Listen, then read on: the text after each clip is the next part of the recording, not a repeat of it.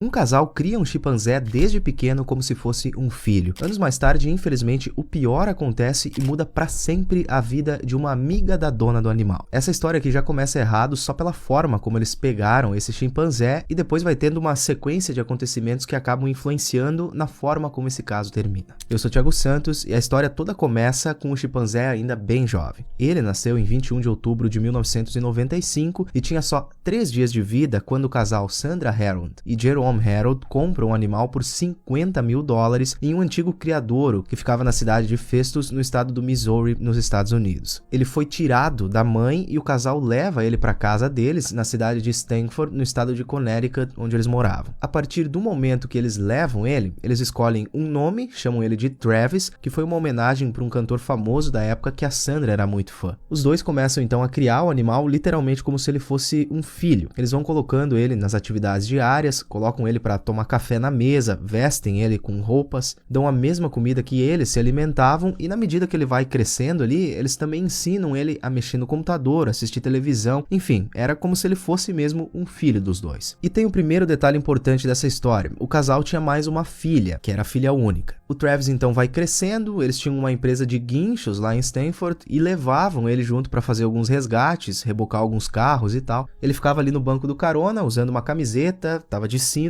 e com isso, esse animal aí meio que virou um tipo de celebridade local, todo mundo passou a conhecer ele, o povo via eles passando de guincho, ele aprendeu também a cumprimentar todo mundo e enquanto ele era pequeno, tudo foi correndo na maior tranquilidade. Ele inclusive participou de algumas campanhas publicitárias, apareceu na TV, só que ele foi crescendo e justamente pelo tratamento que ele recebia, ele ganhava sorvete, ganhava doces, o peso dele foi aumentando e ele foi ganhando muita força. Uma das coisas que ele mais gostava de fazer era assistir jogos de beisebol com o Jerome. Os dois passavam horas ali tomando alguma coisa, bebidas, vinho e vendo o jogo. Esse detalhe aqui da história é muito importante porque, segundo veterinários e especialistas, isso influenciou diretamente no que aconteceu mais tarde. Guarda esse detalhe aí que a gente já fala sobre isso. A primeira coisa que aconteceu e começou a mudar o cenário da família foi no ano 2000, quando o Travis tinha 5 anos de idade. Aquela única filha do casal acaba sofrendo um acidente, não resistiu e partiu. E o que aconteceu a partir disso é que os dois começaram a suprir a falta da filha com o Travis.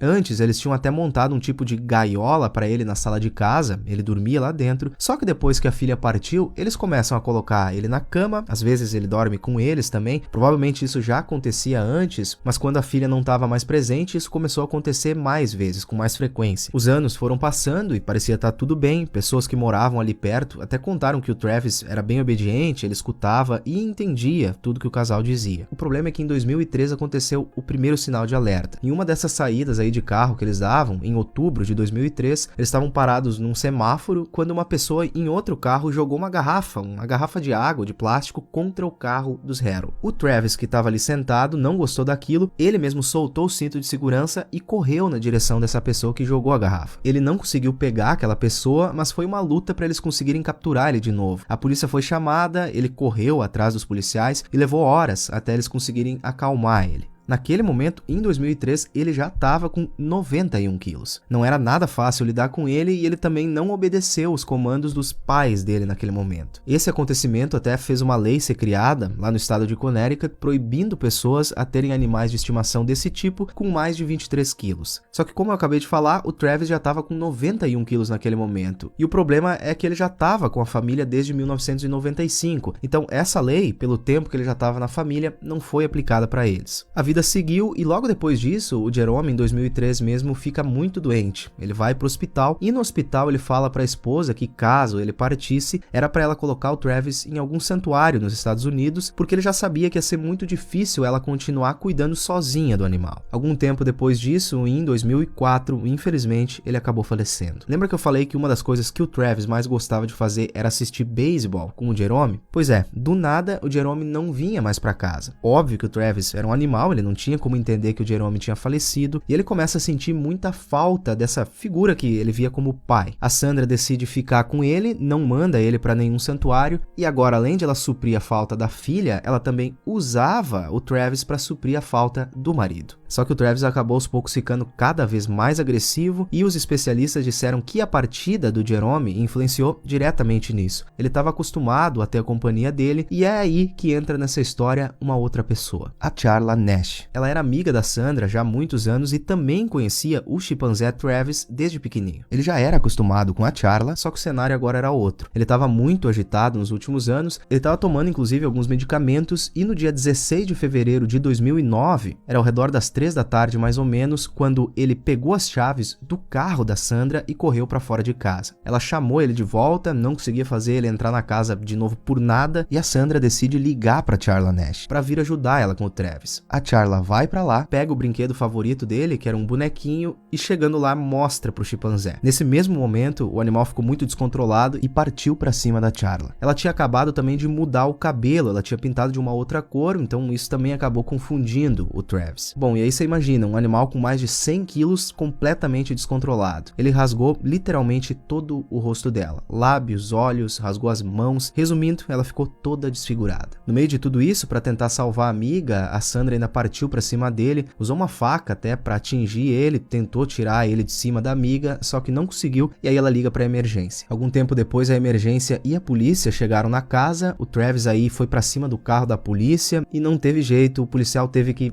parar no Travis, que aí correu para dentro de casa e mais tarde encontraram ele sem vida perto da gaiola dele. Milagrosamente, a Charla Nash ainda estava viva. Estava óbvio muito machucada, foi socorrida, levaram ela para um hospital e aí começou toda uma luta. Foram horas de cirurgia de reconstrução. Ela chegou até a fazer alguns meses depois um transplante completo de rosto e de mãos, mas infelizmente ela ficou cega para sempre e claro, a vida dela nunca mais foi a mesma. A Sandra acabou falecendo já no ano seguinte, em maio de 2010, com 78 anos de idade. E as cinzas do Travis, que tinha sido cremado lá em 2009, foram enterradas junto com a Sandra.